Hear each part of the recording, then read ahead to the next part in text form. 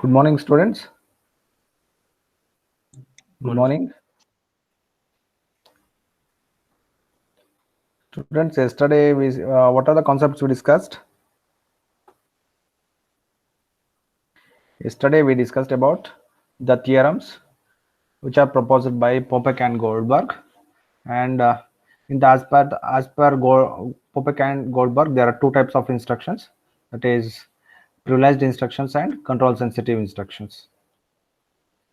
In case of privileged instructions, it will create a trap when the processor enters into the user mode. When the processor enters into the user mode, it will create a trap. So in turn, it will execute the appropriate routine. It will call the appropriate routine to take specific action. So that's how it will execute privileged instructions, and control sensitive instructions will be taken care by the kernel. It will execute in the kernel mode or the supervisor mode. And so they have proposed two theorems. Popek and Goldberg proposed two theorems to state that how to achieve efficiently the virtualization. How to efficiently achieve virtualization. So for that they have proposed three theorems. The first theorem says that if you consider a conventional third generation computer system, a hypervisor may be constructed if the set of sensitive instructions of the computer is a subset of privileged instructions. And to demonstrate that, so they have drawn one Venn diagram that you can see here. So in this Venn diagram, here the innermost circle represents the sensitive instructions, and above that there is one more circle which represents privileged instructions. So as per this diagram here, the control instructions are the subset of privileged instructions. So therefore this diagram satisfies theorem 1. So this is one way of achieving virtualization. And the second theorem, so that is the second theorem is the second way of achieving virtualization. So as per this second theorem, a conventional third generation computer is recursively virtualizable. That means when you install, say for example, you have installed one guest operating system. Already you have one host operating system, above that you have installed hypervisor.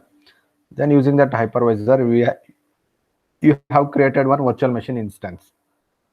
That means you have created one guest operating system. Then upon that, you can install a number of applications. So if you install a number of applications, so this virtualization layer provides resources required for all these applications, that is virtual applications. Now, after some time, you may go with installing one more, creating one more VM instance. That means you may install one more guest operating system. Upon that, you may install applications. So now you have two guest operating systems. That means two VM instances. For both the VM instances, hypervisor is providing virtual resources. That is recursively virtualizable. So what is recursively virtualizable? Already you have a guest OS which is virtual. Inside that you are installing applications. So virtually it is providing resources for both the VM instances, the two virtual instances. So these applications doesn't have direct interaction with the hardware. It has to interact with the hypervisor or the VMM. In terms that VMM will interact with the hardware. That is how the communication takes place between hardware and the installed applications of the VM. A VMM without any timing dependencies can be constructed for it. That means when you have such a setup, your VMM or the hypervisor should not have any timing dependencies. Say for example, say for example, if VM1 is executing at the time, if VM2 has to wait, then we say there is a dependency. Okay, there should not be any such dependency. So without any dependency, both the VMs should work in concurrency. So then we can say it satisfies theorem 2 and the computer is virtualizable. And students, another thing you need to observe here, see in each and every theorem, they are considering only the third generation computer. That means the computers which are third generation computers. So that is the minimum requirement to virtualize. You cannot virtualize second generation computers and first generation computers. Minimum you need third generation computers to support for virtualization. So that's why very specifically they are taking the example of third generation computer. So what are the examples for third generation computers, students? Hello?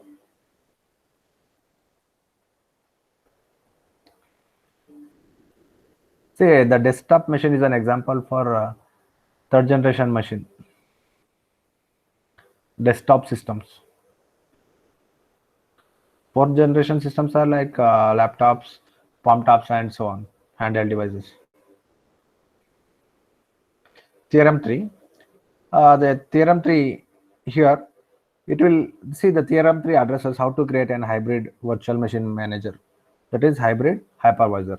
A hybrid VMM may be constructed using third generation machine in which the set of user sensitive instructions is a subset of the set of privileged instructions. See, if you look at this first diagram here, actually the sensitive instructions are subset of privileged instructions, and the third theorem is exactly reverse of this. See here, the innermost circle is sensitive instructions, and above that we have privileged instructions, whereas the sensitive instructions are the subset of privileged instructions, and exactly reverse of this, that is theorem 3. Yeah, okay, so if privileged instructions are subset of sensitive instructions, then also we can build an hybrid virtual machine, not a simple virtual machine, and then we call it as a hybrid virtual machine. In hybrid virtual machine, more instructions are interpreted rather than being executed directly. That means in case of normal hypervisor, more instructions are executed directly, whereas in hybrid VMM, more instructions are interpreted rather than being executed directly. That is the difference between hybrid hypervisor and traditional hypervisor.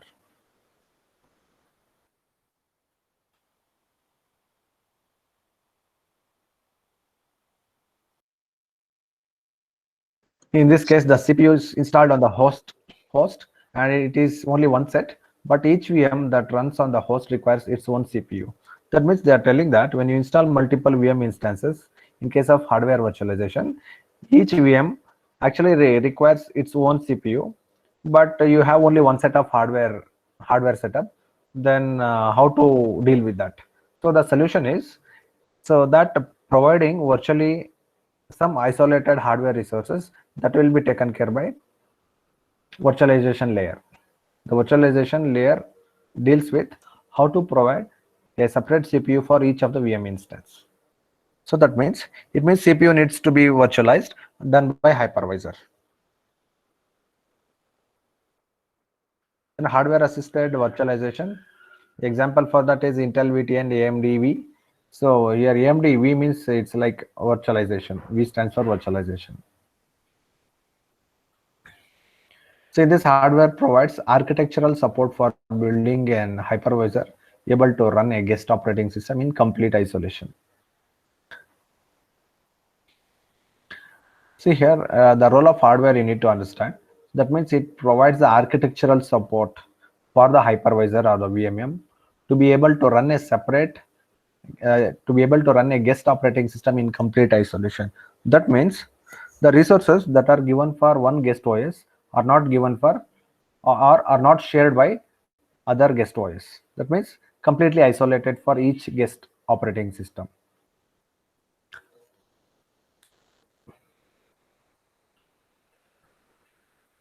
Say for example, you are having a dual core processor system and you are having 160 GB of the storage, and yes, so if that is the case, so 80 GB will be given for one guest OS and remaining 80 GB can be given for another guest OS. And out of dual core, that means two cores, one core. So one core of the processor may deal with guest OS 1 and another core of the processor may deal with guest OS 2. That means the resources are isolated. Each guest OS runs in isolation. That means there is no business of sharing the resources between the guest OS. So that's what you need to understand about hardware assisted virtualization. Then early products were using, in case of hardware assisted virtualization, the early products were using binary translation to trap sensitive instructions. See why it has to trap sensitive instructions, because they have to be executed under kernel mode or the supervisor mode, hence they need to be trapped and provide an emulated version.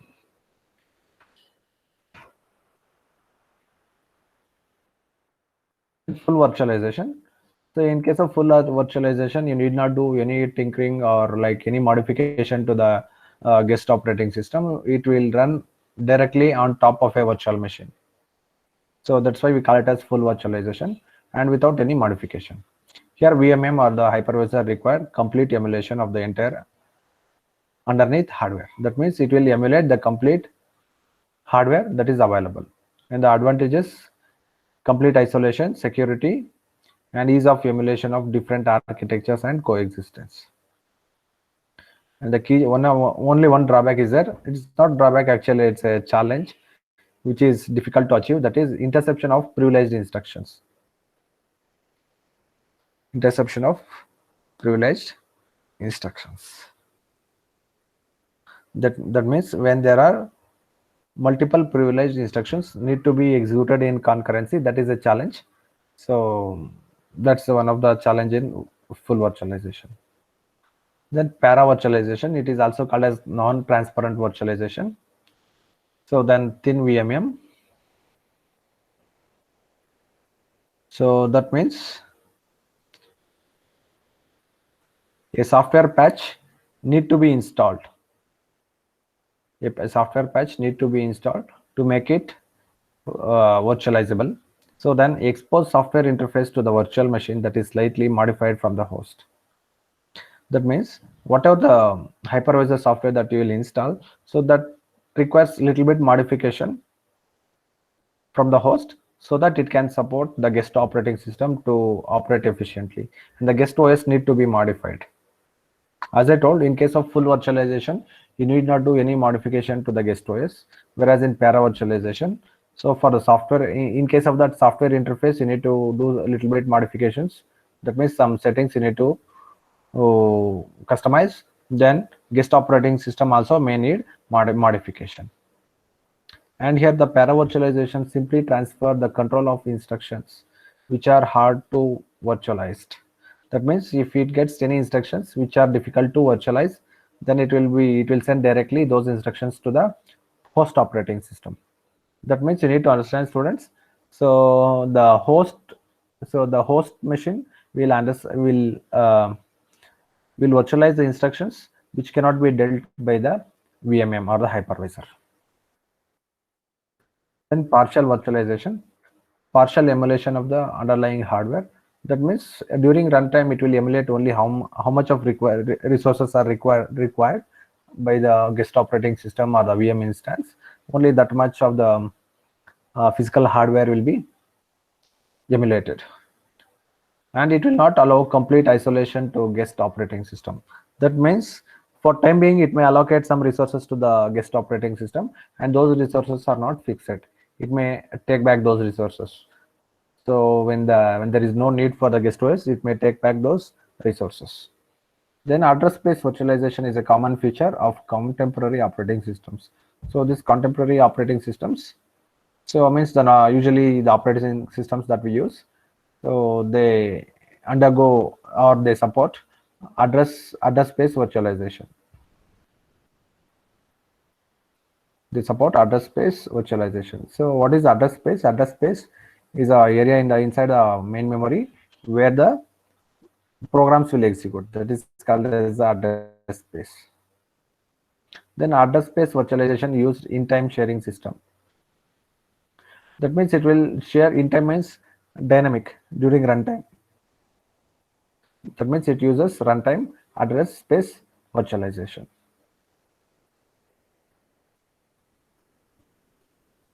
See the meaning of this address space virtualization. See actually where will be the memory will be the part of the hardware.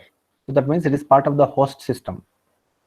But where is the application? The application is installed upon the guest OS.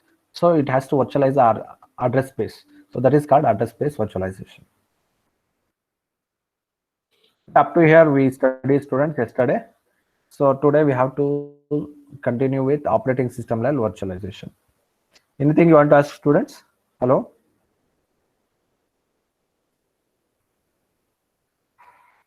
Hello, anyone? Devmalya? Are you here? Junja Singh? Yes, sir. Yes, sir. Yeah, any doubt? No, sir. Okay, No, shall we sir. go ahead? Sure, sir. Operating system level virtualization. See, operating system, it provides an OS level virtualization provides an opportunity to create different and separated execution environments for applications that are managed concurrently. That means, say, for example, you have one Windows 10 and one Ubuntu. So Windows 10 provides a different runtime setup for its applications. Then similarly, another OS, it provides a different Windows 10.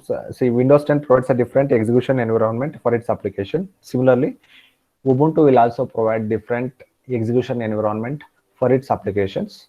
But here, what is the common thing? Here, both the operating systems can work in concurrency. Okay.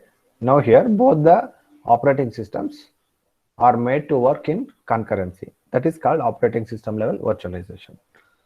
So then we need to know how to achieve this operating system level virtualization.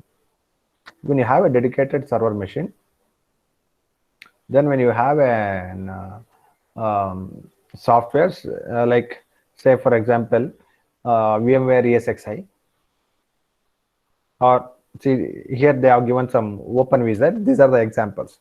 If you have the softwares like OpenVZ that supports you, so that you can have multiple operating systems, and you can have a different execution runtime execution setup exclusively for both the operating systems.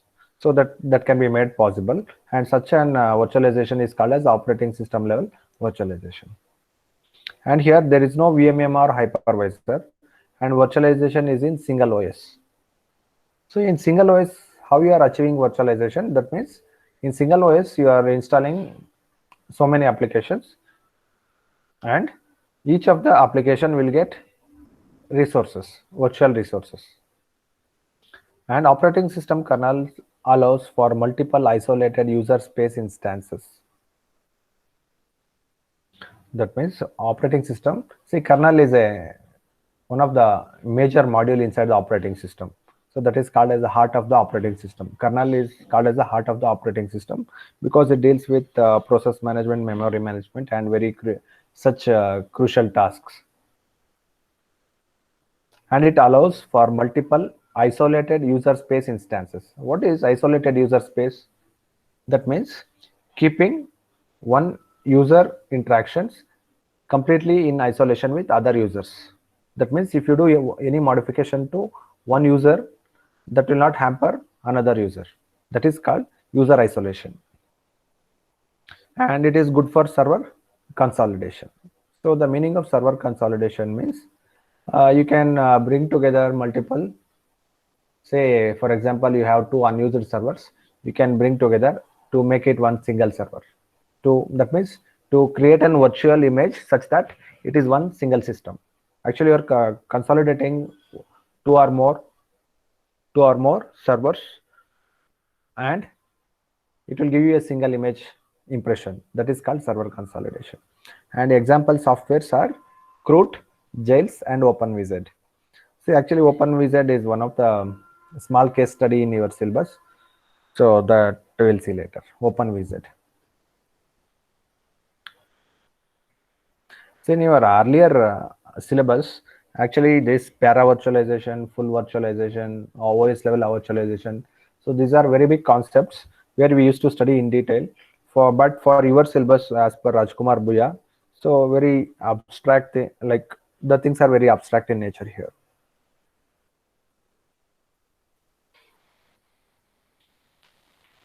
If you refer the textbook by Huang, cloud and distributed computing by Huang.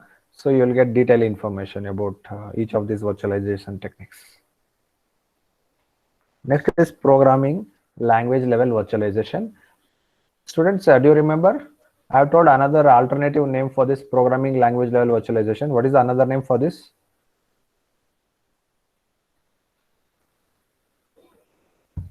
Programming language level virtualization is also called as process level virtualization. It is also called as process level virtualization, and it is mostly used to achieve ease of deployment. That means it is easy to deployment. Okay, how it is easy to deployment, how it is easy to manage, that I'll tell you. So its properties are ease of deployment, managed execution, portability across different platforms and OS. And the example for this is Java JVM, that is Java platform. In Java, we have JVM, and in .NET platform we have CLI. It consists of virtual machine executing the bytecode of a program, which is the result of the compilation process. That means if I consider the example of Java, say we'll go to the prompt and we'll type javac filename.java. Then what is the outcome? It will create filename.class. That means it will create a class file.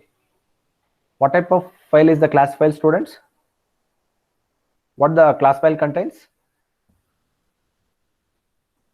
Anyone? Winnie? Yes, sir. Yeah, what the class file contains? See, when you compile the Java program, say javac filename.java, what is the outcome? Outcome is the class. Bytecode, sir. Yeah, it contains the bytecode. Who will interpret the bytecode? What is the software module that interprets the bytecode? JVM. Yeah, it's the JVM, Java Virtual Machine. It can understand only the bytecode. And how it is portable?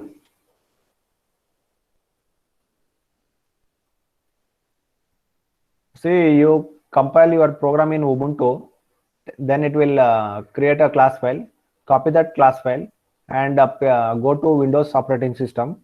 There also JVM will be there, because each of the operating system vendor will provide JVM. So that comes along with the operating system. That means it's an inbuilt component which you need not install. So there you execute Java file space name of the file. So that means you are what you are executing actually the class file. It will execute. So now that execution will be managed by JVM. That is called managed execution, portability, and ease of deployment. So it is very easy to deploy, isn't it? See, that's why whenever any company giving their project to the client, actually they don't give them the source code. They give the class file. They can deploy it wherever they want, isn't it? And if actual source code will be with the company, so when they need any modifications, when they suggest any modifications, they'll alter the source code. Then once again they redevelop the class file and they'll give that bytecode to the client so that they can work, isn't it? Similarly, we have .NET. So similar to JVM, .NET is having something called as common language infrastructure, and it is called as CLR, common language runtime, isn't it? I've heard about CLI and CLR. CLI means common language infrastructure, and CLR means common language runtime. That means the .NET framework supports for 75 or 76 various languages, including C++, ASP.NET, C#.NET, COBOL, and so on. It supports for 75 to 76 different languages. And that concept is called as programming level virtualization. So examples are Java JVM and .NET CLI. And they are stack-based virtual machines. So this statement is important. They are stack-based virtual machines. So what is the meaning of stack? See here, if I consider Java toolkit contains javac, that is Java compiler, Java is a interpreter, and JDK is what? Java Development Kit, and JRE is Java Runtime Environment, and JVM is Java Virtual Machines. So this is the stack. This is called as the stack. Okay. See, first of all, you need to work with Java. You need to have basically the JRE, Java Runtime Environment. Then upon that, you need to install JDK, isn't it? Then after installing JDK, you can start developing the code. So once you develop the code, then you need to compile. Java compiler is needed, isn't it? So it will create a class file. Then you need Java interpreter, that is Java. The name of that interpreter is Java. Then to understand that bytecode, you need something called as JVM, that is Java Virtual Machine. So this complete set of tools are called as stack. Okay, that's why it is called as stack-based virtual machine. Students, any clarification you want? They produce a binary format representing the machine code for an abstract architecture. So example for that is bytecode.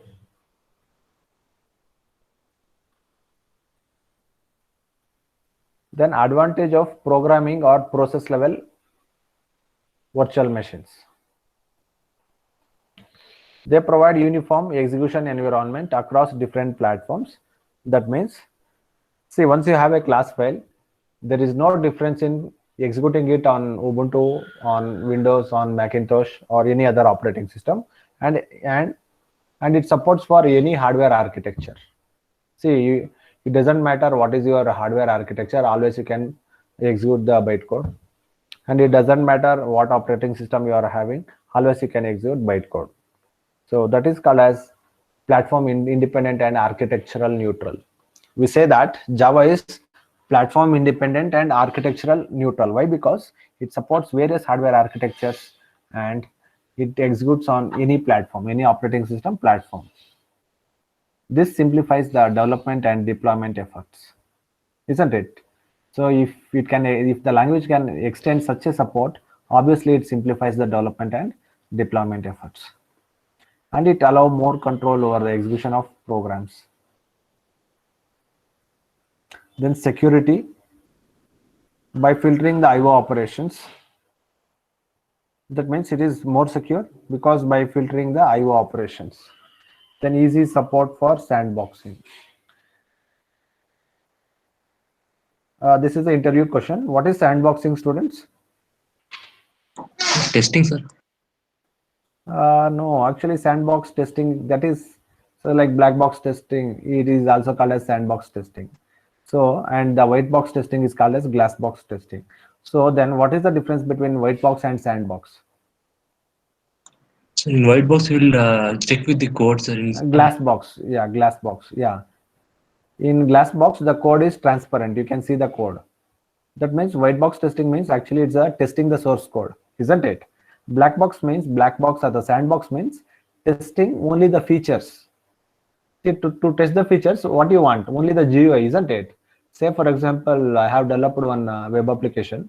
I want to do sandbox testing. That means I am interested in checking only the features, whether they are working, whether they are implemented properly or not.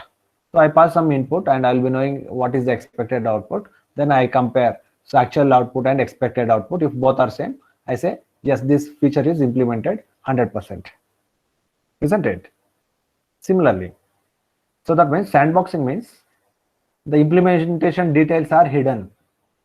Isn't it? If you take the bytecode, whether you can extract the source code using bytecode, if you open the bytecode, what you can see? Only some special symbols and something like that, isn't it? So that provides more security. That means programming level virtualization easily supports for sandboxing. That means you can hide your implementation details very easily. That is called as sandboxing. So that means sandboxing concept is limited not only for testing, you can use wherever you want. Okay, when you want to convey that implementation details are hidden, then you can say sandboxing.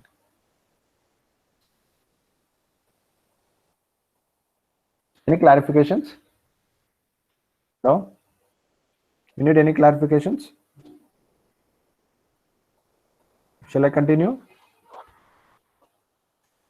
Yes, sir. Hello. Next is hello. Application level virtualization.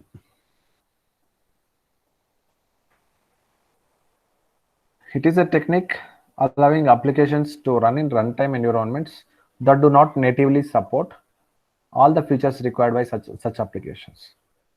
So the definition is very simple. Say for example, you are running one application and all the library support required to run that application are not available even in your host. So your system is called as a native system. Say you are using a laptop and you are running one application. Okay, for that, and the application is installed somewhere and you are having the suitable interface. Using that interface, you are interacting with that application, and whatever the native execution support required for running that application actually is not completely available. It is partially available in your operating system, but still you are able to interact with applications, and that is called application level virtualization. In this, applications are not installed in the expected runtime environment. That means in your system, you cannot expect that everything need to be installed in your local machine. And this technique is more concerned with partial file system. So it is partial file system. So as it is not installed in your system, so you are just accessing it. You are just accessing it, maybe using HTTP or something like that. So hence it is partial file. It deals with partial file system and libraries. And once again, the libraries are not fully installed in your local machine. And operating system component emulation. That means it requires just one operating system support. Okay, to achieve application level virtualization, you need it requires some operating system support. So that means it is taking the help of your host operating system and it is running. That's it. And strategies for implementation of application level virtualization. There are two strategies or two techniques. So the first technique is interpretation technique, and the second technique is called as binary translation. Let us see what is difference between interpretation technique and binary translation technique. In the case of interpretation, in this every source instruction is interpreted by an emulator for executing native ISA instructions.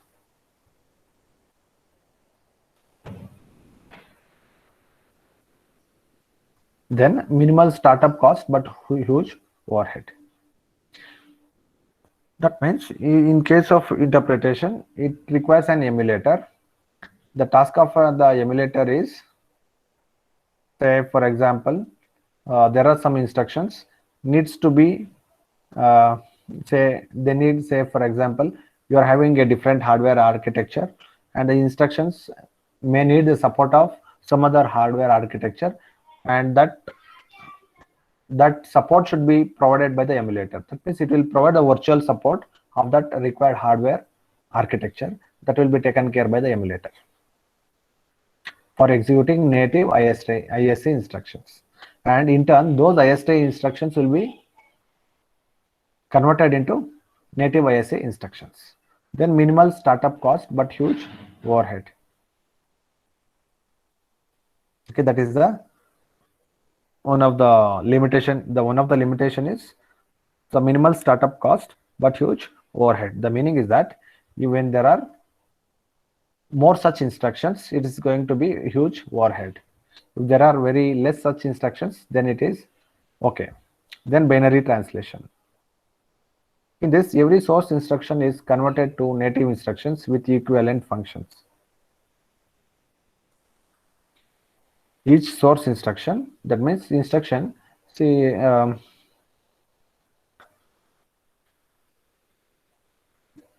say you are running an application. So when you say when you select particular functionality, it has to perform some operation. While performing the operation, it has to execute certain instructions, and those instructions need to be converted into the native machine format. So converted to native instructions with equivalent functions. Block of instructions translated, cached, or reused. Okay. If they are translating for the first time, so they are translated and they are cached.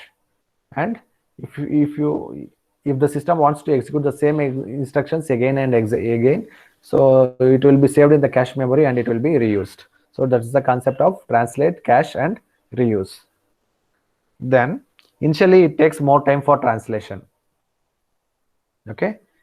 So here large overhead means for translation it takes more time, but once it is translated it can be cached and reused, isn't it? But over time it is subject to better performance. So how it yields better performance? Because once it is translated, you need not translate the same instruction again and again. It can be loaded into the cache memory and can be reused as and when required. Now, so if we compare both the technique, interpretation technique and binary translation, actually if the number of instructions are very less in number, then interpretation yields better performance. And if the instructions are too much, or when you have more number of instructions to be executed, then binary translation is better, even though it takes more time to translate the code. So it is only in the beginning. So once it gets translated, it can be cached and reused. Hence the binary translation yields better performance than interpretation.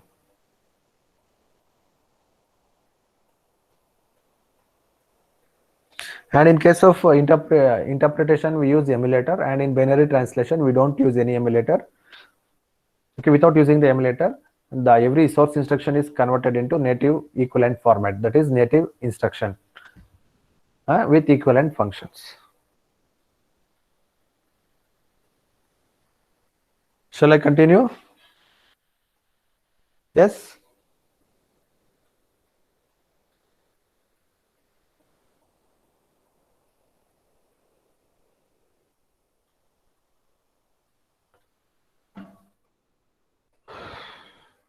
Okay, so we'll end up with storage virtualization. So now you'll see some other virtualization types like storage virtualization, network virtualization, desktop virtualization, and so on. So we start with storage virtualization. It allows decoupling the physical organization of the hardware from its logical representation using network-based virtualization, which is called as storage area network. That means the whole concept of storage virtualization is, say, when you achieve virtualization, what happens? Actually, in the lower level, you will be having the physical storage, isn't it? You will be having physical storage devices. When you virtualize, you'll be creating virtual copy of what is actually available as physical. Then, if you want to bifurcate these two, physical, and if you want to decouple physical resources and logical or the virtual storage resources, then you need to use a concept called as network-based virtualization. Using network-based virtualization known as storage area network. Okay, that we are going to study in detail in tomorrow's class. Thank you. 1 minute, I'll take the attendance.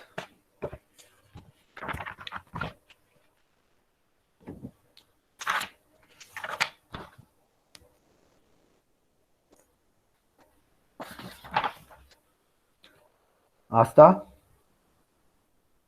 Bachawat, absent. Asta Bachawat.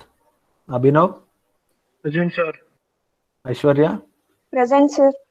Arbaz. Arjun. Present, sir. Bhargavi. Present, sir. Deb Malia. Deepika. Present, sir. Gangubai. Present, sir. Guria Kumari. Guria Kumari, Present, sir. Junja Singh, Present, sir. Kavya, Present, sir. Lata, Yes, sir. Manisha, Yes, sir. Pavitra, Present, sir. Maithili, Present, sir. Priyanka, Present, sir. Pavan, Present, sir. Akash, Present, sir. Rakesha,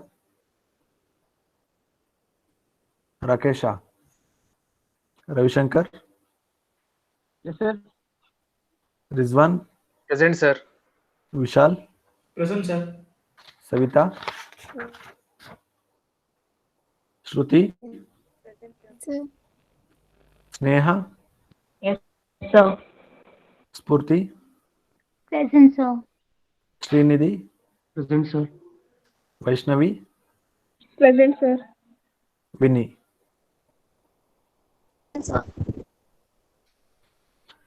That's all, students. Tomorrow we'll start with storage virtualization once again. Thank you.